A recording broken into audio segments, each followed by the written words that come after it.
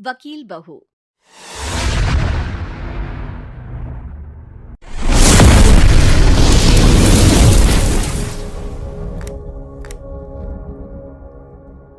जनक पेशे से एक बहुत अच्छी वकील थी, लेकिन कहते हैं ना, बहू कितनी भी बड़ी तोप क्यों ना हो, सास के सामने तो भीगी बिल्ली ही होती है। अरे जनक, क्या बात है? आज रोटी नहीं मिली अभी तक। ये तेरा कोर्ट नहीं है जो आज फैसला ना हुआ तो कल की तारीख मिल जाए। रोटी तो रोज वक्त में चाहिए। हाँ। माँ जी, रोटी तो कब की बन गई। मैंने आपको कहा तो खाना खाने के लिए, आपने शायद सुना नहीं होगा। ओहो हो, जज नहीं हूं मैं तेरे कोर्ट की, सास हूं सास। कोई दलील फालतू की मत देना यहाँ। बहुत जानती हूं मैं इन वकीलों को। अपनी बात ऊपर रखने के लिए झूठ बोलने में जरा भी नहीं सोचते। तभी वहां जनक के ससुर आ जाते हैं। अरे भाग्यवान, क्यों बेचारी के काम को कोसती रहती है हमेशा। मैं भी तो था वहां जब ये आई थी तुझे रोटी खाने को बुलाने के लिए। सास को तो अब गुस्सा आ जाता है कि कैसे किसी ने बहू की साइड ले ली। अरे वाह जी वाह, वो तो मैं जानती थी कि कोई ना कोई गवाह तो ये पेश कर ही देगी। पर मैं तो अब सीधा खाना खाकर सोने जाऊंगी। मुझे आदत नहीं है किसी से बहसा बहसी करने की। पता नहीं कैसे ये वकील इतना दिमाग लगाकर खुद तो झूठ बोलते ही हैं, साथ में झूठे गवाह भी ले आते हैं। जनक को सास के ताने सुनने की अब आदत सी पड़ जाती है। एक दिन जनक वकील की ड्रेस पर काला कोट पहनकर कोर्ट के लिए निकल ही रही होती है कि अरे कहाँ चली काला कौवा बनकर?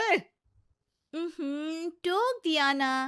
अब कोर्ट तो वकील वाली ड्रेस पहनकर ही जाऊंगी ना। वाह भाई वाह, दामिनी तो मैंने भी देखी है। सन्नी पाजी ने ऐसा ही कोट पहना था और कहा था कि तारीख पर तारीख, तारीख पर तारीख। मतलब कि कोई बात करनी है तो बोलिए, वरना वक्त नहीं है मेरे पास खराब करने के लिए। अरे पता नहीं तुझ में क्या देखा मेरे बेटे ने, सारा दिन वकीलों वाली बहस करती है, भोली भाली सास के साथ। अच्छा सुन, जो इतनी बहस मेरे आगे करती है ना, जरा अपने बॉस से कर ले, जो 1 साल भी ना हुए तेरी शादी को और काले कपड़े पहना दिए।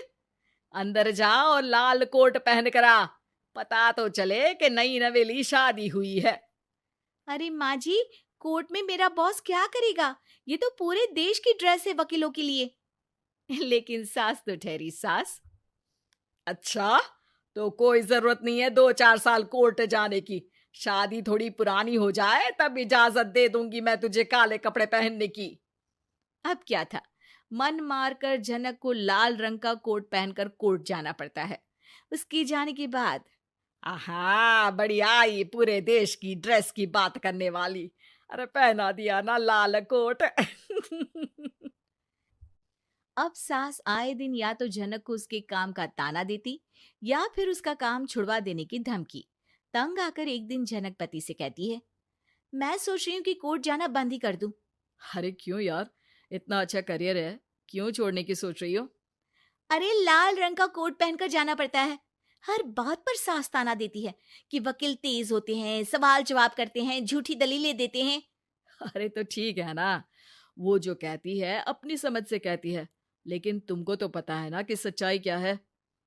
जनक को पति की बात से हौसला मिलता है कि तभी घर पर कुछ लोग आ जाते हैं। अरे आइए आइए पंच साहब, कैसे आना हुआ?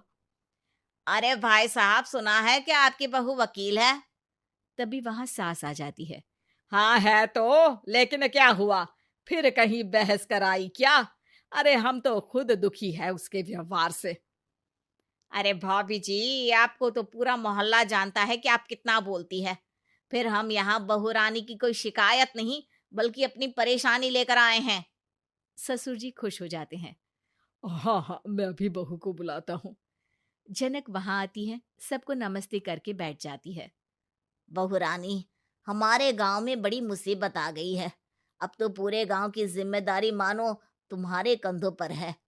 अरे ना ना, इससे तो घर की जिम्मेदारी पूरी नहीं होती, ये गांव की जिम्मेदारी क्या लेगी? भाभी जी, आप चुप हो जाओ। यहाँ पढ़े लिखे लोगों की बात हो रही है। आप जाओ, जरा रसोई से सबके लिए चाय लेकर आओ। मैं कॉफी लूंगी। हाँ हाँ, वकील साहिबा के लिए कॉफी।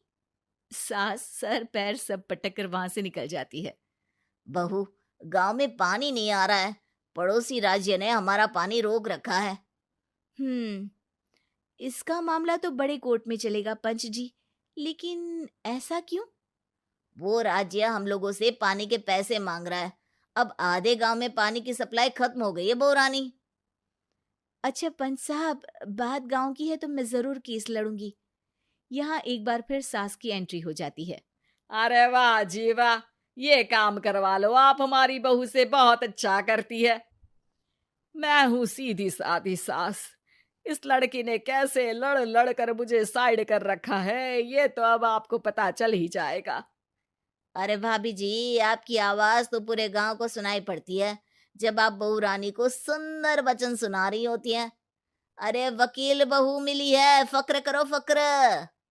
हाँ जी हाँ, सारी फकर तो हम लोग ही करें। खैर, अब जो केस लड़ेगी और पानी गांव में आ जाता है तो पंच साहब लिख कर देना होगा कि हैंड पाइप में सबसे पहले मेरी बाल्टी और घड़ा भरेगा। अरे फिर तो हम बहू रानी के नाम पर घर पर ही सप्लाई दे देंगे, लेकिन ये इतना आसान नहीं है। बहू, गांव के पास अभी वकील करने की भी पैसे नहीं है तो।